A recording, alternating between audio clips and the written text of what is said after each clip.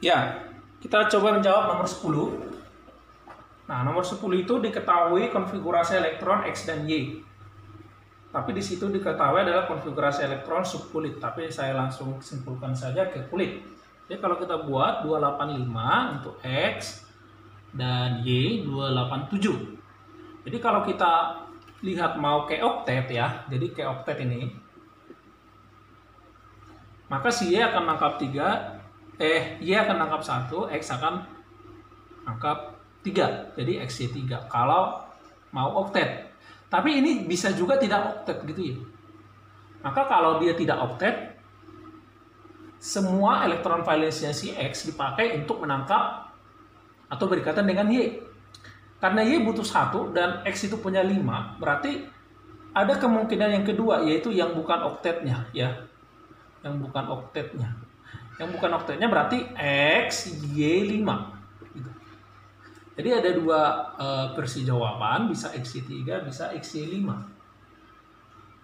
Sekarang kita akan coba menggambarkan bentuk molekulnya. Kalau dia XY3, maka kita gambar dulu Lewisnya. Nah, atom pusat adalah si X ya, di mana dikelilingi oleh 3Y. Y butuh 1 sebanyak 3 seperti ini ya. Dan X masih punya 1 elektron bebas. Kalau kita lihat XY5, jadi X dikelilingi oleh 5Y. Kurang lebih seperti ini. Berarti semua elektron dari X terpakai untuk berikatan dengan Y. Nah, kita akan coba menggambarkan bentuk molekul dari XY3. Nah, di sini ada elektron bebas, jadi kurang lebih bentuk molekulnya itu seperti ini. Ya. Jadi ini X ya. Ini berikatan ke Y tadi. 1 yang di kanan, ini yang di kiri, dan ini yang di bawah. Dan satu lagi ada PEB di atas. Apa yang digambarkan seperti ini. Jadi bentuk molekulnya adalah segitiga piramid. Ya, untuk XY3 bentuknya segitiga piramid. Kita akan mencoba menggambarkan bentuk molekul dari XY5. Berarti atom pusatnya adalah X ya. Ke atas ada Y. Ke sebelah kanan ada Y. Ke bawah ada Y ya. Ke sini dan ke sini ada Y. Jadi ini bentuk molekul dari XY5. Namanya adalah segitiga bipiramida. Kalau kita lihat di opsi jawaban, XY3 ada. Cuma bentuk molekulnya itu tidak seperti ini ya. Bentuk molekulnya itu malah segitiga datar.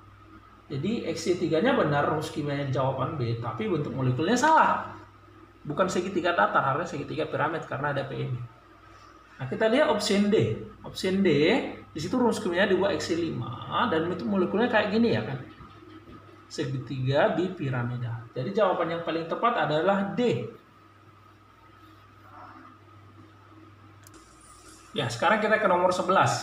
Di situ diberikan data percobaan reaksi massa tembaga dan oksigen menghasilkan tembaga 2 oksida. Nah, kita ambil sampel dari data 1. Massa sebelum reaksi harus sama dengan massa sesudah reaksi. Itu dikatakan oleh Lavoisier.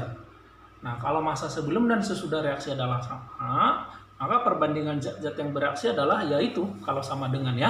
Maka kita lihat data 1, sebelum coba ditotalkan ini 80, sesudah 80, berarti ini sama dengan.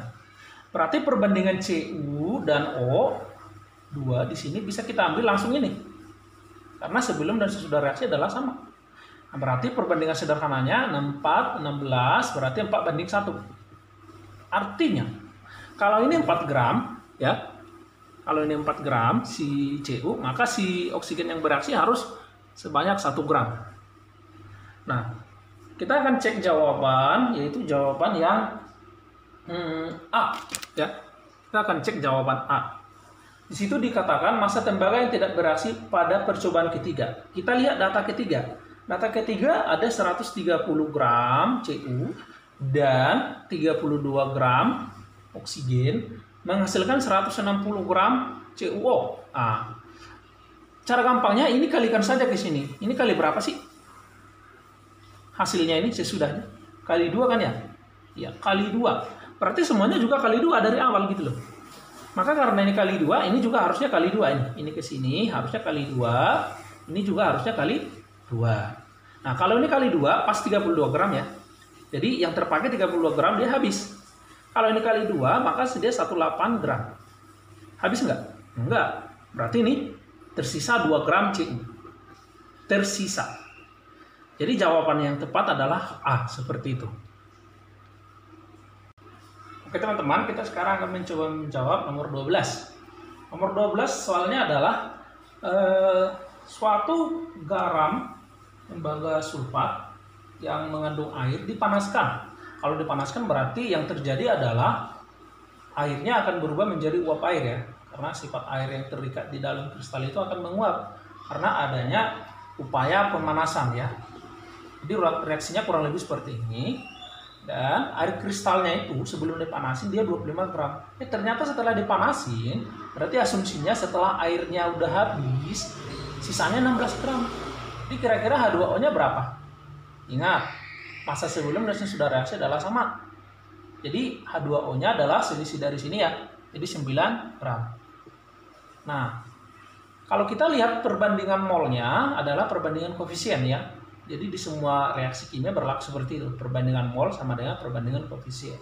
Kalau kita lihat perbandingan koefisiennya CW4 dengan H2O, perbandingan koefisiennya adalah 1:X. Ya. Jadi kalau kita asumsikan molnya CW4 1, maka molnya air ya X gitu ya. Nah, kita cari mol CW4 dari masanya. Seperti ini, gram per mR-nya ya, dapat 0,1 mol. H2O, gram per mR H2O 0,5. Nah, ini kan berarti perbandingan molnya yang sebenarnya dari massa adalah 0,1 banding 0,5. Itu CW4 0,1 mol, H2O 0,5 mol. Tapi kan perbandingan koefisiennya kan 1:X. Artinya kita akan buat si CW4 itu 1 supaya kita tahu X-nya berapa. Apa yang kita lakukan supaya ini 1 kali 10 berarti 1:5. Berarti X-nya sama dengan 5. Jadi jawaban yang paling tepat adalah D. Seperti itu. Oke, kita jawab nomor 13. Ya. Nomor 13 soalnya kurang lebih seperti ini. Kemurnian aluminium oksida atau bauksit ya. Itu 25% dari 25 ton. Jadi kita cari dulu berapa sih gram bauksit di dalam sampel itu, di dalam bahan tambang. Katanya 12,5% doang. Berarti kita bisa cari dong bauksitnya berapa dari 25 ton dengan konsep sederhana kan gitu. Jadi gram bauksitnya atau Al2O3 dari 25 ton ya 12,5%-nya yaitu 3,125 ton. Nah, terus kita akan mencari gram unsur dari senyawa gitu ya. Ini kalian udah pelajari di kelas 10. Jadi kalau kita mau mencari gram unsur dari senyawanya, maka caranya adalah AR unsur yang ditanya. Kenapa ini 2? Karena ada 2 AL. Jadi gitu. 2 kali AR dibagi MR senyawa tersebut. Dikali massa dari senyawa itu. Ya. Jadi dengan perhitungan AL itu kan 27 kali 2, 54. Al2O3 ditotalkan 102 kali 3,125 ton. Jadi jawabannya adalah 1,65 ton lah aluminium yang terdapat di bauksit 3,125 ton. Jadi jawabannya adalah C. Seperti itu. Sekarang kita jawab nomor 14. Di situ ada data percobaan daya hantar listrik, ada larutan spiritus, lampu tidak nyala, dan tidak ada gelembung gas. Berarti spiritus non elektrolit. Cuka tidak nyala dan ada gelembung gas, berarti cuka elektrolit lemah. Yang ketiga ada air aki, dia nyala dan gelembung gas banyak, berarti elektrolit kuat gitu ya. Glukosa tidak nyala, tidak ada gelembung, maka dia non elektrolit. Jadi pertanyaannya adalah seperti yang ada di soal, maka jawabannya yang paling tepat adalah E. Itulah nomor 14. Oke, sekarang untuk soal nomor 15. Pertanyaannya adalah reaksi manakah di option itu yang merupakan reaksi disproporsionasi atau reaksi autoredox ya. Jadi yang diminta adalah yang mana autoredox atau disproporsionasi. Disproporsionasi. Ya. Kalau kita cek biloxnya ini, yang berubah adalah S doang. Di sini di reaktan S-nya itu adalah Na kan plus 1. Ada 2 berarti plus 2, O min 2 berarti min 6. Maka ini sisanya plus 4. Plus 4 bagi 2 berarti ini biloxnya plus 2. Nah ini ada SO2. Nah SO2 itu berarti S-nya plus 4. Dan ini unsur berarti 0. Nah kalau kita tarik perubahan biloxnya, maka 2 ke 4 itu naik. Naik berarti mengalami oksidasi CX. Terus S juga mengalami penurunan nih. Ya. Berarti mengalami reduksi. Nah, definisi dari autoredox adalah di mana ada satu unsur saja, satu unsur yang mengalami oksidasi dan reduksi sekaligus. Nah, jadi autoredox atau disproporsionasi adalah definisinya seperti ini. Jadi jawabannya yang paling tepat adalah jawabannya option A. Oke, kita jawab nomor 16. Nomor 16 jawabannya adalah C. Kita akan periksa kuncinya, yang lain nanti bisa kami cek sendiri. Kenapa salah ya? Oke. Di sini di option C dibilang TF atau timolphthalein itu menghasilkan warna tidak berwarna. Kalau kita lihat triad pH tidak berwarnanya di 9,4 ke bawah. Berarti kesimpulan ini yang pertama, ini 9,4 ke bawah. Di garis bilangannya ke bawah karena tidak berwarna. Yang kedua, PP tidak berwarna. Tidak berwarna di triad pH PP itu 8,4. 8,3 ya, maaf. 8,3 berarti ke bawah. Selanjutnya BKU. BKU itu ungu di option C. Jadi kalau ungu itu di batas atas, berarti 6,8 ke atas ya. 6,8 ke atas. Nah, ini kesimpulan untuk BKU. Selanjutnya BTB. BTB itu biru, berarti yang 7,6 ke atas. Ya, 7,6 ke atas. Jadi kita punya 4 data. Kesimpulannya lebih kecil dari 8,3, lebih besar dari 6,8, lebih besar dari 7,6. Jadi kesimpulannya adalah pH dari option C itu lebih besar sama dengan 7,6 dan lebih kecil sama dengan 8,3. Jadi cocok ke jawaban kita. Yaitu yang ditanya adalah pH ini dan kita cek jawabannya sama. Jadi jawaban 16 adalah C. Ya, kita mencoba menjawab nomor 17 ya. Nomor 17 itu ada gas HCl murni dimasukkan ke dalam air. Berarti HCl murni ini dimasukkan ke dalam air berarti artinya dia diencerin. Ya. Jadi pertama kali yang kita akan lakukan adalah kita mau cari dulu HCl murni itu molaritasnya berapa. Karena HCl murni itu adalah gas, maka kita menggunakan persamaan gas ideal yaitu VV-NRT. Jadi dari persamaan gas ideal kita akan mendapatkan jumlah molnya. Tekanannya 70 cm3 1 atm ya. 27 derajat Celcius 300 Kelvin. Dan volume HCl 12 ml di bak liter.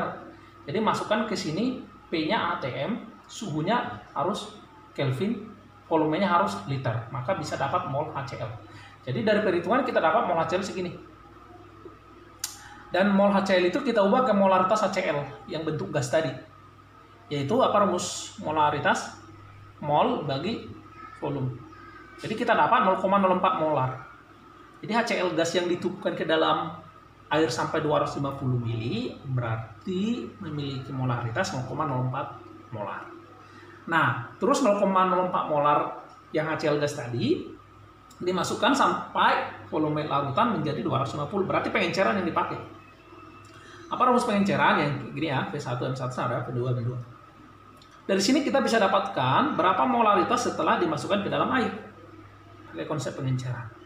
Jadi yang awalnya 0,04 molar karena diencerin dengan volume air segini, maka dia menjadi volumenya segini. Molaritasnya jadi segini. Nah, ini molaritas HCl setelah ditambahkan air sampai 250 mili. Nah, HCl itu adalah asam kuat. Maka untuk mencari pH-nya kita cari H plusnya dulu. Asam kuat berarti MA kali A. A-nya kan 1 HCl ya. Jadi 2 kali 10 pangkat min 3 sama saja. Nah, pH kan min log dari H+. Nah, ini kita min logkan berarti 3 min log 2. Di soal diketahui bahwa log 2 sama dengan 0,3. Jadi 3 dikurang 0,3 sama dengan 2,7. Jadi jawabannya adalah B untuk soal nomor 17.